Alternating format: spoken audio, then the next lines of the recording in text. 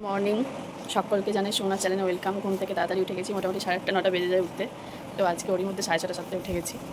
তো মারা তো অনেক ভোর ভোর উঠেছে, মা বোন বাপি অনেক ভোর ভোর উঠেছে। আজকে আছে আমার ছোট্ট পুচকি, তার আজকে পুজো, মানে ষষ্ঠী পুজো, যেটা আমার এখানে নিয়মকানুন নেই, ওখানের বাড়িতে আছে, শ্বশুরবাড়ির।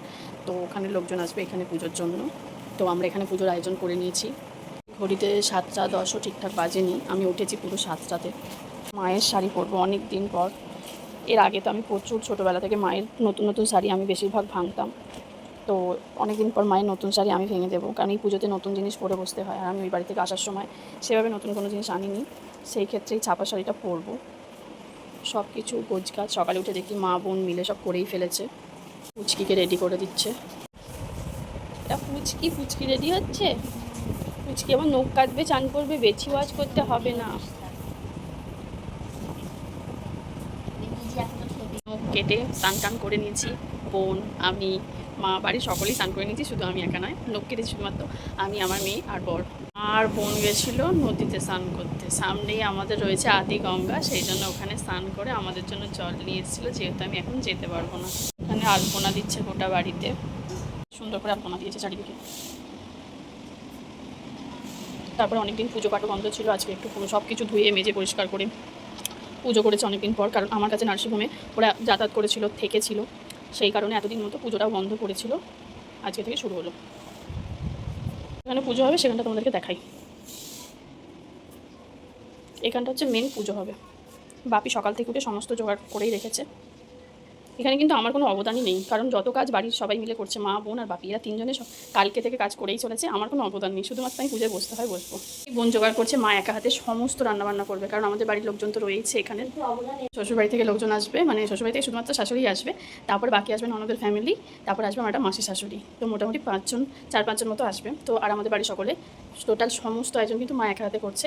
আজকে ব্রাহ্মণ মশাই বলেছিল নিরামিষ রান্না করতে, কিন্তু বাপি বলছে যেহেতু ওরা, মানে আমার ননদের ফ্যামিলি অনেক বছর আসা যাওয়া করেনি, তো আমরা নিরামিষ খাবো, ওদেরকে খেতে কিছুতেই দেবো না, যার জন্য ওদের জন্য মাছ নিয়ে আসা হয়েছে। আমরা কেউ খাবো না বলেছি, কারণ ব্রাহ্মণ যেহেতু বলেইছে নিরামিষ খাওয়া দাওয়া করতে, সে আর নিজেরও ইচ্ছে আছে যে পুচকের এই প্রথম পুজো হচ্ছে, আমি কিছুতেই মানে খাবো না আর কি, নিরামিষটাই খাওয়া দাওয়া করবো। ব্রাহ্মণ না বললো আমি করতাম।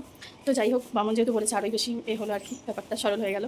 তো আমরা সকলেই নিরামিষ খাবো, শুধু ওই বাড়িতে যারা যারা আসবে সবার জন্য মাছ রান্না হয়। বাপি সকাল সকাল উঠে বড় একটা মাছ কাটিয়ে নিয়েছে, থালা বার করতে চলে এসেছে।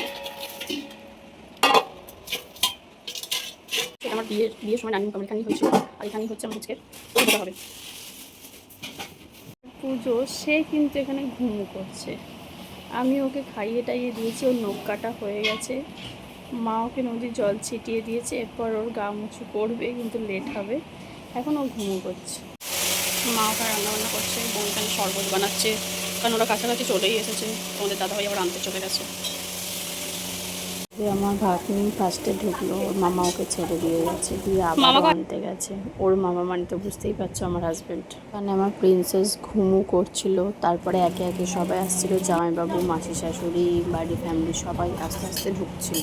সকালে জল খাবারেরও আয়োজন করেছিল, তো মা বললো যে পুজোয় বসার আগে সবাই একটু খাওয়া দাওয়াটা করে নাও। তারপর এখানে বামুন কাকা চলে এসেছিলো। আমরা ছোটো থেকে একে কাকাই বলে আসছি, তাই তোমাদের হয়তো শুনতে খারাপ কারোর লাগতেও পারে, যাই হোক।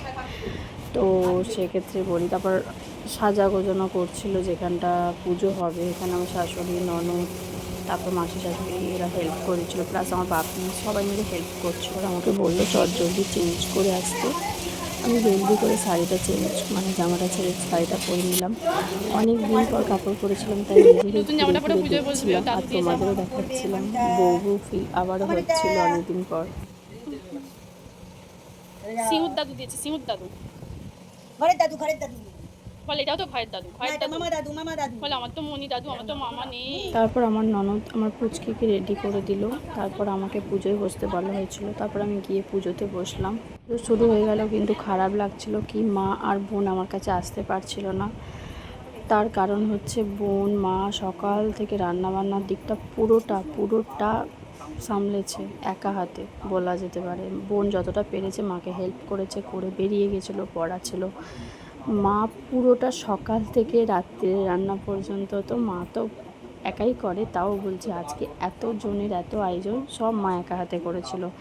তাই মা পুজোতে আসতে পারছিল না, এটাই আমার খারাপ লাগছিল যে বাড়িতে পুজো, তারপরে আমার প্রিন্সেসের ফার্স্ট এই বাড়িতে পুজো হচ্ছে, কিন্তু আমার মা থাকতে পারছে না। আমার খুব মনটা খারাপ লাগছিল, কিন্তু কিছু করার নেই, আমাকে তো টাইমলি পুজোতে বসতেই হবে, সেই কারণে আমি পুজোয় বসে গেছিলাম। বিষয় হচ্ছে এখানে আরেকটা জিনিস ভালোও লাগছিল আবারও, যে আমি কারোর মা হিসেবে পুজোয় বসেছি, আর আমার পাশে যে ব্যক্তিটি আছে সে হচ্ছে আমার প্রিন্সেস। মানুষটাকে দেখবো বলে 9টা মাস অপেক্ষা করেছি, 9টা মাস জার্নি ছিল। তো একে নিয়ে আমি পুজোয় বসেছি, ফার্স্ট পুজো, সেটা হচ্ছে হরি পুজো, আমি মা হিসেবে বসেছি, অদ্ভুত লাগছিল।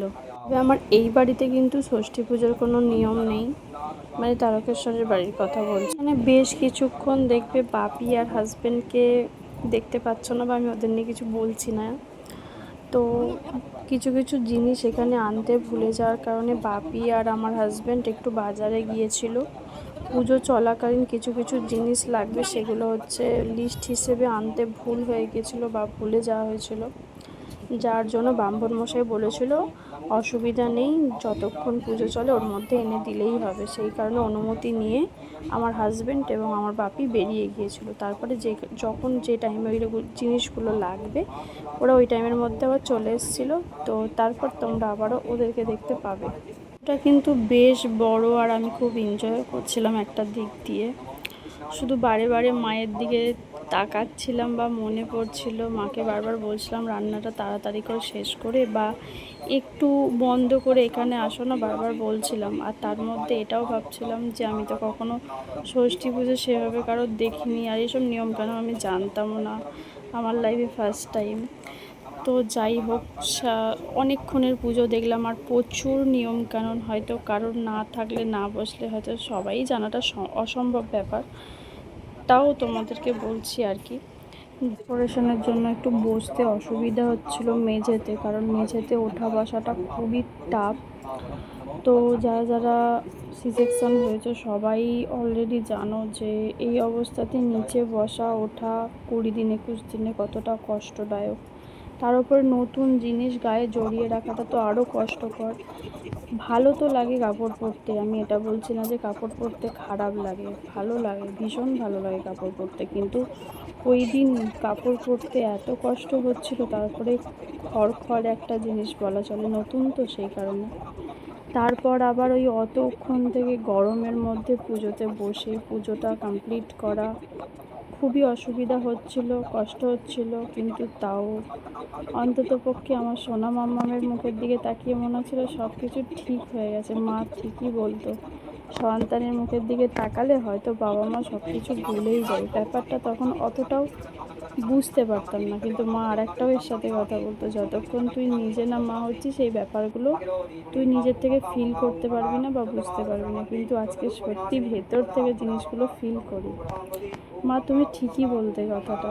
তারপর আমার হাজব্যান্ড চলে এসেছিলো, তো আমরা এখন মোটামুটি 3 জনেই আছি, আমি, আমার প্রিন্সেস এবং আমার হাজব্যান্ড। একটা ইচ্ছা, আমার শাশুড়ি মাকে বলা হয়েছিল দোল দিতে বাচ্চাকে নিয়ে, মানে ঠাকুমা আর দিদাকে দোল দিতে হয় আঁচলে নিয়ে, এটা একটা নিয়ম মধ্যে পড়ে।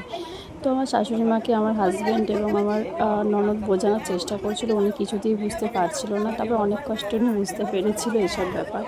তো ব্যাপারটা খুব মজাভাবে নিচ্ছিলাম, কারণ হচ্ছে আমার মেয়ে কি সুন্দর দোল খাচ্ছিল এদের ঝামেলার মধ্যে। আমার মার কাছেও রান্নাদুয়ারে নিয়ে গিয়েছিল ওখানেতে, কারণ মা তো পুজোর মধ্যে ছিল না, তোমাদেরকে বললাম। তো মাও ওখানে গিয়ে দোল দিচ্ছিল আমার মেয়েকে। আমাদের পোস্ত, ঝিঙে পোস্ত, তারপর সবজি, ডাল, শাকের তরকারি, আলু ভাজা, মাছের ঝাল, আরও আছে রান্নাবান্না চলছে।